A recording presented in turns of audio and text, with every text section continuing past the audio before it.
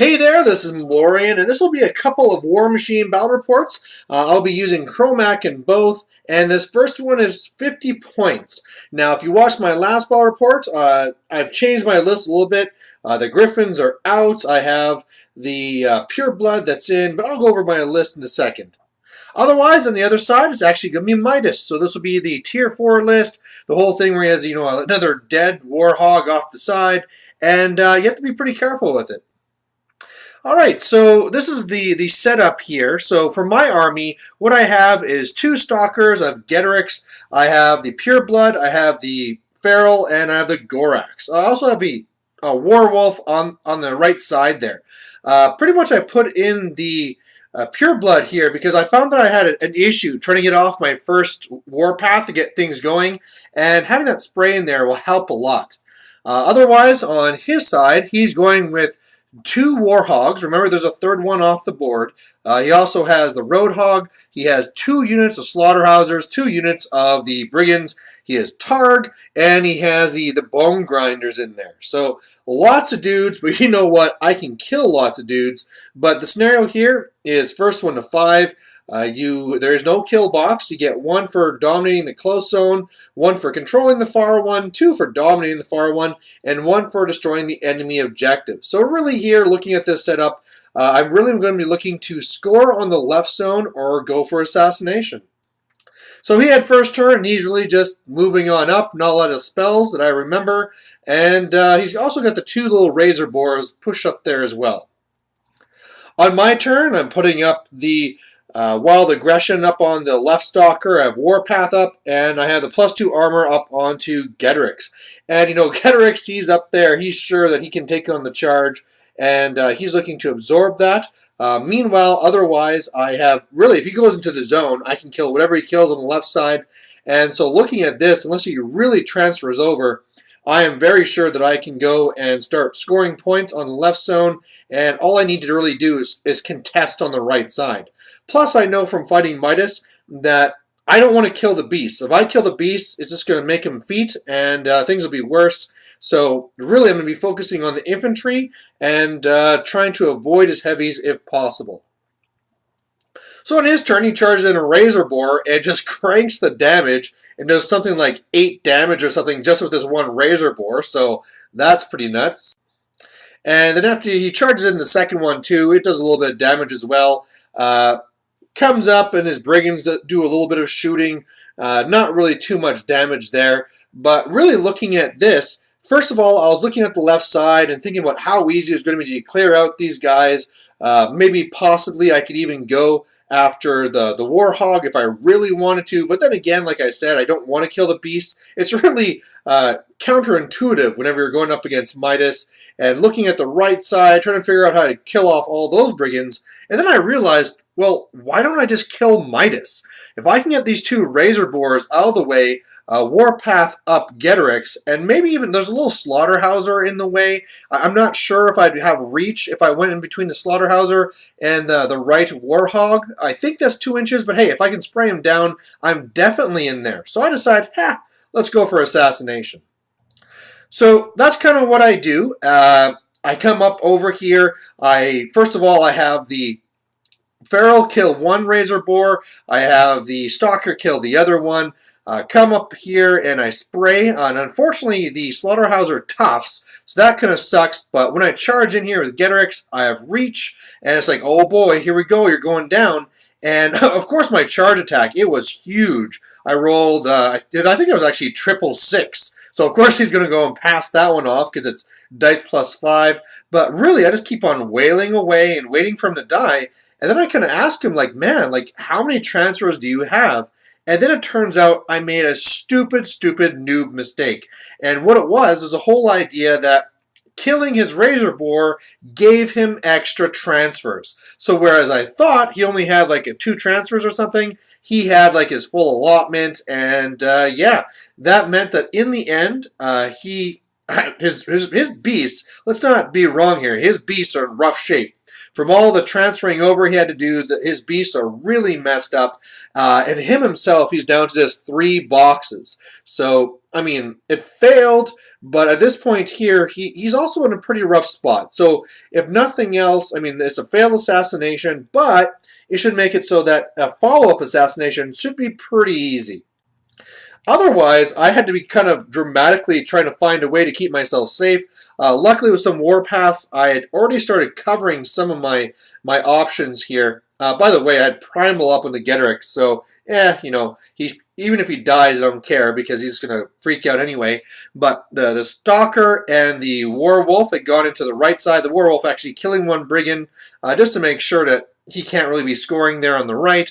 On the left, this was kind of sucky, where the Stalker goes in and tries to kill a whole bunch of these Brigands, and they just keep on making their toughs. And of course, whenever they make it tough, that just stalls my Berserk attacks. So I had to go through 4 Fury on him, and in the end, did not kill anywhere near to the amount I thought I would. So I got a couple of transfers up on Kromac, but I'm going to get my teeth kicked in, and all I'm hoping is that he leaves me with enough that I can come back and get that assassination. And he hits me really hard. The Getrix goes down. The Pure Blood goes down. The Feral goes down.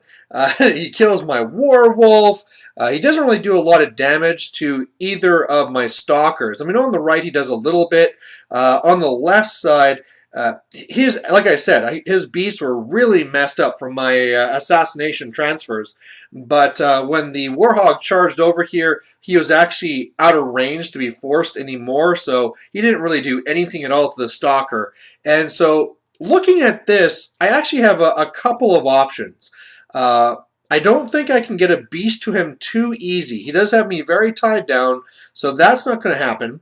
But one thing I could do is I could go up with Kromac, and right now he has 0 transfers. He has, you know, like 3 corpse tokens or whatever he gets for my beasts. But all I need to do is go up and charge up, and I could hit him with some rifts, right? I can hit him with 2 rifts, feet, and then hit him with 2 more rifts. Or actually, no, I can't cast those spells. But either way, I can hit him with a bunch of rifts and kill him that way. Plus, when I kind of measured it, I was pretty sure I was within 16 inches.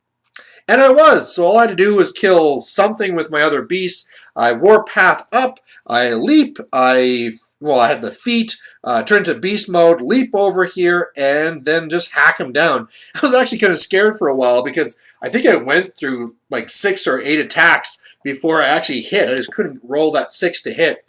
But there you go. Unfortunately, like I said, really big noob mistake here where obviously if you're going for the caster kill, do not kill any beasts first because then you just give them more transfers.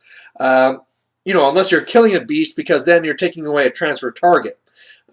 Looking at this, I mean, an easy thing I could have done is both those beasts, the Feral and the Stalker, have open fists. And so what I could have just done is come over and thrown the Razor Boar out of the way. Now, maybe I could have rolled high on one of those and one of the Razor Boars might have died or something, but they shouldn't have both died, and then he wouldn't have had all those transfers. So, at least I was able to pull off the assassination with Kromac after, but definitely this was a scary game that could have gone south very easily. I mean, if Midas would have just ran away, because remember, this was no kill box, I just would have been screwed. There's no way I could have come back from this. So we had some extra time, and we decided, hey, you know, since that first game was fairly fast, let's do another 35-pointer, just because, why not? So this time here, he's going to be bringing out Carver, so that means his Brigands will be a little bit more scary. And I'm going still with Kromac, and we're going with the 4 beasties here. I have the Feral, I have the Getrix, I have the Pureblood, and I have the Stalker. On his side, he's going to be going with 2 of the Warhogs. He also brought in Rorsch and Brine. He has the unit of Brigands, the unit of Slaughterhousers, and I think that's pretty much his list. Same scenario, but we got someone to change up the terrain.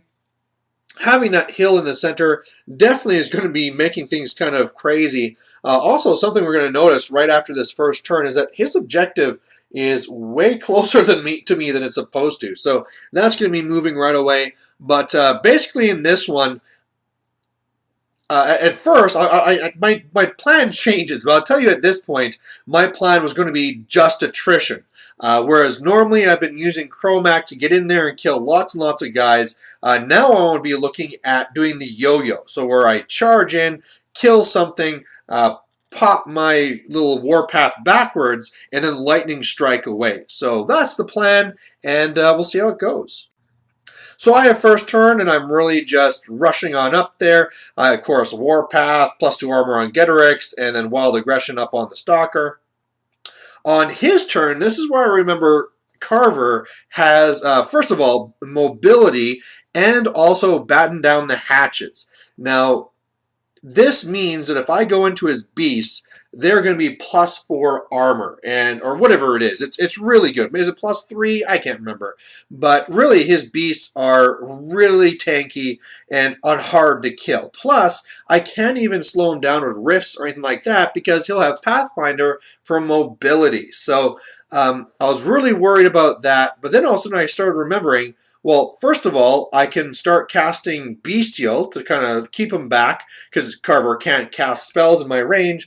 And using the Pureblood, I can use a Wraithbane, and I can be ignoring those benefits anyway. So the plan is still going to be the same, trying to be killing off. I mean, remember, his feat is +1 damage dice, so I really have to be careful. Otherwise, he's just going to be slaughtering my stuff.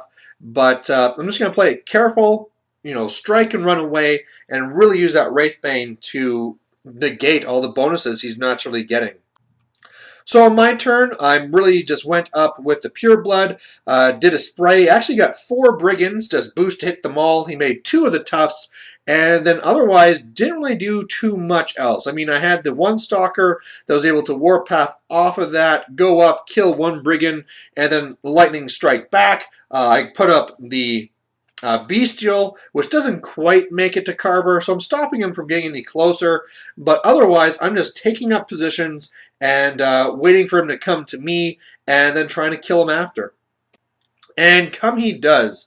Carver moves over to the right side, which had me a little worried because with this low model count, him starting to win off scenario is a real threat. Plus, he has the double Warhogs over there as well. And even though I might be able to go in and kill one, I can't get to the other one. And under his feet, he'll easily kill back whatever I do to him. And with every beast I lose, especially if it's something like the Stalker, that really, really hurts. The Brigands went hog wild. They shot, they charged in, they did some okay damage. And then what he does after, another spell I forgot Carver had, was Quagmire. So he puts that on the Brigands, and now all my guys are in base to base, which is the Pureblood and the Getorix. They can't move except to change facings. So he has Rorsch and Brian getting into a position where they can be going after my heavies too. And all of a sudden I'm a little bit worried. I mean, I have all those Slaughterhousers, which will really do a number to the Feral if I'm not too careful. Really, my 2 heavies in the center are kind of locked down, and I'm in a little bit of trouble here. But starting to look here at some activation orders, I think I could actually be okay. Especially if I put the Wraithbane onto the Stalker as an Animus, and then cast the Lightning Strike onto him as a spell. Then he can go up, kill the 1 Warhog, Lightning Strike back. The Pureblood can try and kill as many guys as possible in front of him, meaning that Getorix just needs to kill 1. Once he kills 1, he can Warpath up, and then I can kill that pig there. I can't remember if it's named Rorsch or Brine, but all of a sudden he'd be down 2 heavies, and that'd be pretty huge. Maybe my Feral can do some damage on the left side, but overall, I think I actually figured out a way I can get out of this trap. So that's what I do, and it works out fairly well. I do get a little bit worried with Kromac, so I move back with him. He really doesn't have a lot that can threaten me, so I don't bother with any transfers or anything. But went up there with the Feral, and that didn't work out that well. I actually got into a nice little cute spot where I could attack 3 of them, and he made 2 of his Toughs. So, what are you going to do? But at this point here, he could score points on the right side if he wanted to, but I'm going to be right back in there next turn, killing his last heavy, and then he'll be in a lot of trouble. I mean, I'm really expecting him to go after the Feral and the Getrix on this turn, and then me just doing my counterattack. Instead, what he does is something I didn't see whatsoever, which was really Carver casting mobility, charging all the way over with reach, killing Getrix all by himself, freeing up these guys here so that the Brigands could come over and do a combined shot into Kromac, and then as well coming over here with the Rorsch and Brian guy, whichever one is which, and he boosts hit, boosts damage, and that's a dead Kromac. Now, at first, I was like, oh man, that was so unlucky. It's all because he just kind of got these big dice, but I mean, what can you do? But really, when I looked at the math after, on average, that was average damage rolls was going to kill me. The biggest surprise here was just Getrix going down, so that this was even possible at all. But yeah, I mean, you got to respect that Carver guy. With him with his feet, he can do some pretty good damage. I mean, even taking down Getrix there. So there you have it. A loss to Kromac. But you know what? This is one where I felt pretty good the way that I played. All I needed was to save on one transfer. I would have been fine. And then, of course, the counterattack would have been devastating. But, yeah, I'm really liking Kromac. Normally, I just always played Ikaya before. But, yeah, I think I'm going to paint him up and be playing with him more. So, of course, I'm still going to be a Signar guy for a while. But, hey, Circle's fun, and Werewolves are fun. And hope you guys had fun watching. Thanks. Bye.